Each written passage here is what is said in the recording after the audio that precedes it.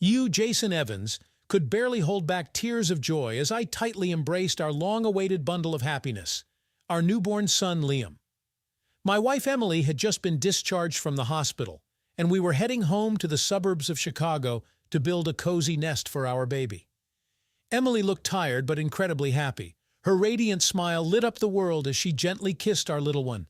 My heart swelled with emotions, pride for my wife, joy of fatherhood, and boundless love for our baby. However, our cozy home in the affluent Hinsdale neighborhood was temporarily a construction site. We had decided to do a major renovation and update the interior before Liam's arrival, but due to his premature birth, we didn't have time to finish everything. So for the first few days, we had to stay with my mother-in-law, Carol.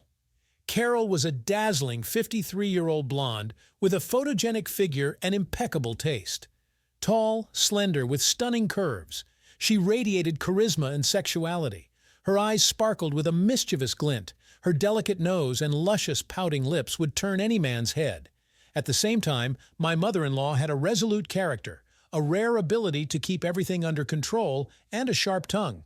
Well, my mother-in-law agreed to help me with the renovation of the apartment. My wife was doing well on her own with the baby, and we left to finish the repairs. On the very first day after our arrival, a minor incident occurred.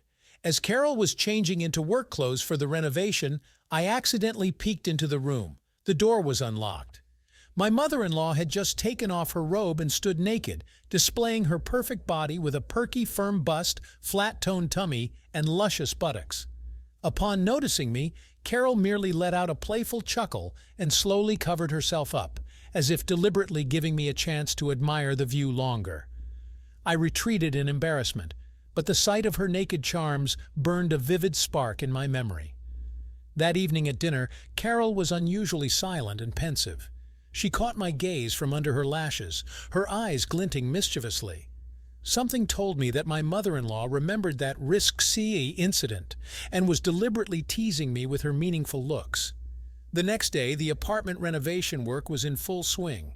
Carol was a true construction foreman, barking orders left and right.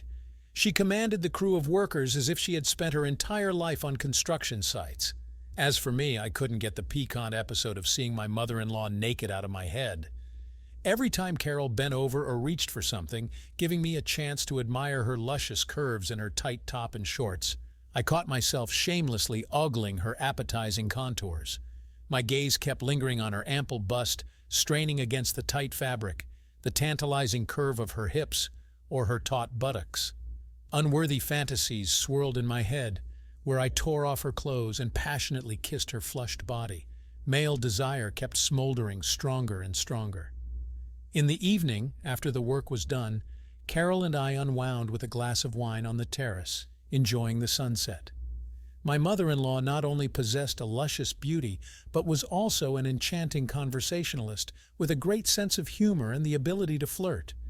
Her manners hinted at professional modeling prowess.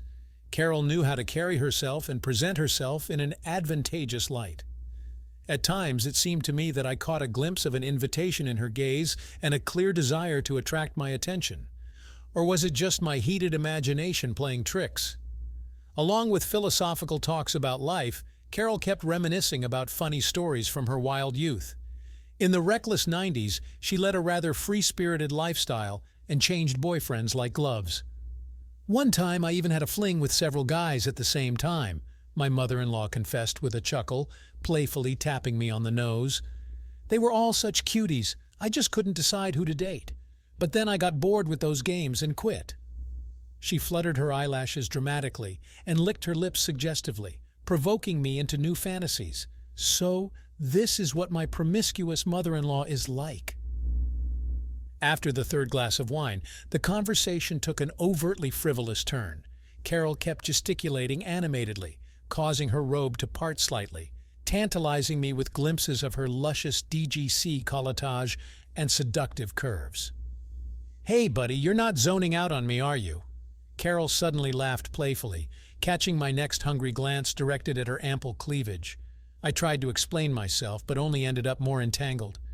"Sorry, it's just that you're such an incredibly attractive woman." "Oh, come on, Jason." My mother-in-law slowly licked her luscious, pouting lips. I can see how you've been devouring me with your eyes these past few days. Is something bothering you? Or maybe the sight of me arouses you?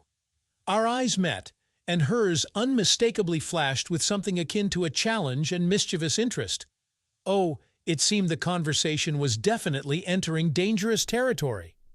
You know, I find you a very attractive man, Carol suddenly confessed with a teasing air. You could easily drive anyone crazy, even your mother-in-law. I can see how you've been ogling me. She let her sparkling gaze linger over my embarrassed face. I was utterly flustered and poured myself more wine, trying to conceal my confusion. Could she really mean what I thought she meant? You've noticed how I've been dressing around you lately, haven't you? Carol persisted, leaning towards me so that her DGC colletage was dangerously close. Wearing something seductive? I want to make an impression. Her hand rested hotly and meaningfully on my thigh, sending a new wave of sweet longing through my body. It seemed we had definitively crossed the forbidden line. What happened next that night is best left undescribed. Suffice it to say that under the influence of the wine, smoldering lust, and Carol's teasing caresses, our son and mother-in-law relationship took an utterly indecent turn. She became my forbidden mistress, and our shared bed, a place of sinful, unbridled passion. Carol proved to be skilled in the arts of love and utterly insatiable. Her experienced caresses and frenzied moans maddeningly stirred my blood, igniting the flame of ever-new desires. We indulged in debauchery until dawn, sparing no effort and unashamed of loud moans of pleasure. Her luscious body, with its high, firm breasts, supple and graceful, writhed beneath me as sweet moans of bliss escaped her lips, driving me into ecstasy. I couldn't tear myself away from the alluring curves of her form, from the enticing scent of her perfume, and the tantalizing sweetness of the forbidden fruit. Carol was a shameless and insatiable mistress, unveiling ever new and forbidden realms of pleasure before me. When the first rays of dawn peeked through the window, we briefly fell into an exhausted slumber in each other's arms. But in the morning, we were overwhelmed with shame for our sinful indulgences the night before. Carol looked at me with a guilty expression. Listen, Jason. Carol hesitated for a moment, as if searching for words. What happened last night was just a momentary weakness, you understand? We shouldn't have allowed it. I nodded, unable to find the words. My mouth was dry with embarrassment and memories of our night's pleasures. Nobody. You hear me? Nobody must find out that we... You know? Carol swallowed hard. I would be too ashamed to look your wife in the eye.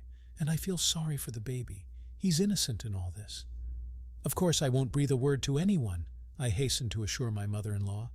This secret will remain just between us. Good boy, Carol sighed in relief, patting me on the shoulder. But we need to come up with something to hide the traces of our night, of debauchery. What do you mean? Well, you see, her voice dropped to a whisper. This bed is utterly permeated with the scent of sin and debauchery. We need to urgently put together a new, clean bed for you. Otherwise, Emily will figure it all out and raise hell. Shortly after, Carol and I diligently set about assembling a new bed from an IKEA kit. We worked silently and matter-of-factly, as if nothing untoward had happened the night before. But we both knew perfectly well. The bed we had shared that night was defiled and became the site of conspiracy, adultery, sinful lust. That day, we hardly spoke, immersing ourselves in work and preparations for welcoming Emily and the newborn baby. But the phantoms of the night wouldn't leave me, tormenting me with their sinful visions. Just looking at Carol made my blood boil, and scenes of unbridled passion with her would flash before my eyes. What have I done? How can I forget that accursed night? Did you like this story? Let us know in the comments what you liked. Subscribe to our storytelling podcast. Also, don't forget to like and ring the bell so you don't miss more interesting stories. See you soon.